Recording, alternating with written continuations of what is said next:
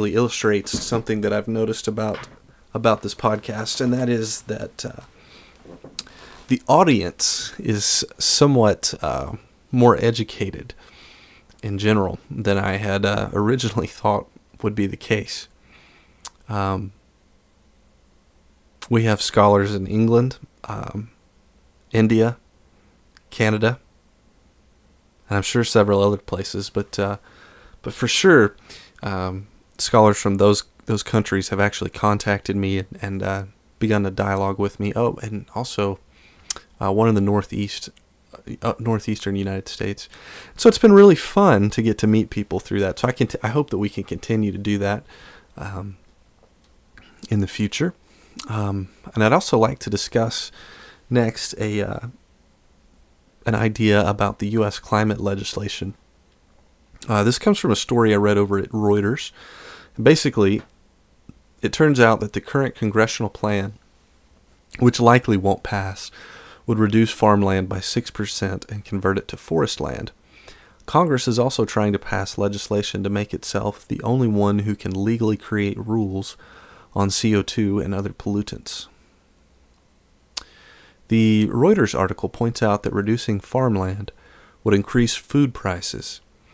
While I like the idea of making sure that we have clean air, I'm not sure how converting land, which is currently used to grow crops, into land that is going to be used to grow trees really changes anything.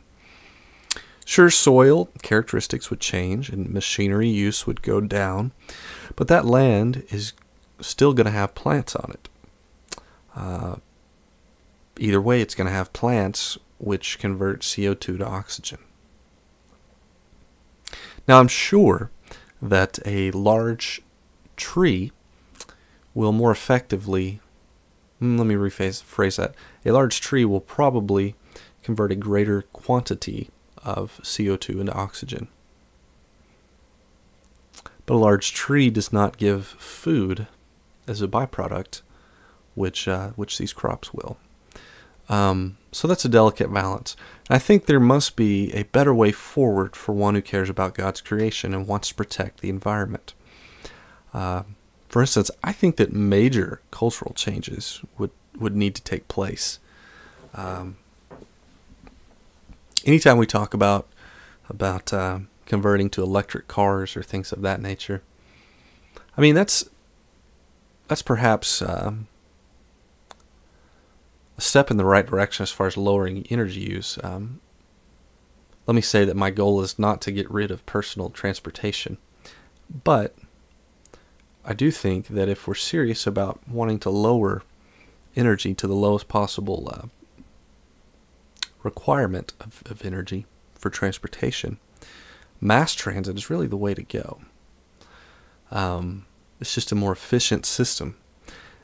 And so in doing that, as long as we have big highways, which cost money to maintain, we're going to have people driving individual cars and companies employing their own trucking services. And even if those vehicles run on purely electricity, which has been produced by a very clean energy source, for instance, you're still going to have a less efficient process than you would if you had mass transit. But if rail could be brought online, which would be the opposite of what the Eisenhower administration wanted, then people would have a real alternative to personal automobiles, and we would have a real alternative in reducing a national energy footprint in terms of the transportation sector. So I think we should pray for real changes in the way people think on the individual level, and look for some sort of a change that doesn't limit our personal freedoms, but instead pray for attitude shifts on an individual level. Another thing I want to discuss here is what is this idea of whole trade or fair trade or fair for life? I've been appropriate time to drink coffee there. I've been buying coffee, which is considered fair trade, for some time. And upon mentioning this to my dad, he asked me, what is fair trade anyway? And I explained that it had something to do with making sure that producers can actually make decent wages instead of poverty-type wages. But I wasn't satisfied with that answer, not really. And my dad wasn't either. You know how dads can be. They tend to ask the appropriate questions at the appropriate time and in the appropriate manner to make a point that you may not actually know what you're talking about. So, upon visiting the store Whole Foods, I noticed that they had stickers on products which said whole trade. This only added confusion to my overly stressed out mind. And after researching that and a few other labels, I feel like I can now actually answer my dad's question. Fair trade, as defined at Transfair USA, which is who puts those little stickers or little labels on items that say fair trade certified. They encourage sustainable farming methods. They encourage organic methods and guarantee that more of your money goes to farmers or producers. They also give a financial incentive to organic farming. While they're not actually going to give you a dollar amount of how much goes to these farmers or producers, the idea behind it is that they are giving as a percentage more of the money to the farmers and producers than most corporately produced items are. So it's going to be a matter of percentages. It's not really going to be something you can say, aha, each person will make X amount of money who farms or produces for fair trade. You can't do that, but they're going to make a better wage than they would otherwise. Fair for Life is another company, or another organization, I should say, and it's pretty similar, but it originates in Switzerland. The link is on the blog, otecology.com. Made it 17 minutes this week without saying that. Please check out the blog. It's kind of the heartbeat of what goes on with this podcast. The Rainforest Alliance works to conserve biodiversity and ensure sustainable livelihoods by transforming land use practices, business practices, and consumer behavior.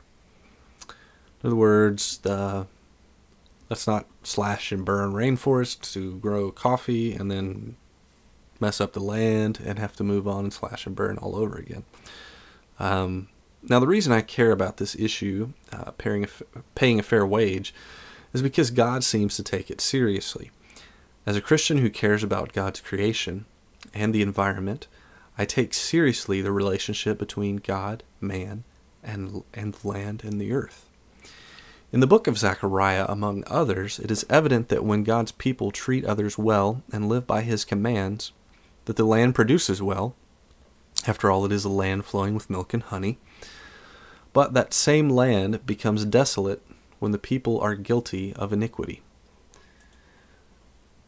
As a Christian who cares about God's creation, I take seriously the word of the Lord in Amos 8, 4-7. It says this, "Hear this, you who trample the needy, and do away with the poor of the land. Say, when will the new moon be over, so that we may sell grain, and that the Sabbath may be ended, that we may market wheat, skimping the measure, boosting the price, and cheating with dishonest scales, buying the poor with silver and the needy for a pair of sandals, selling even the sweepings with the wheat.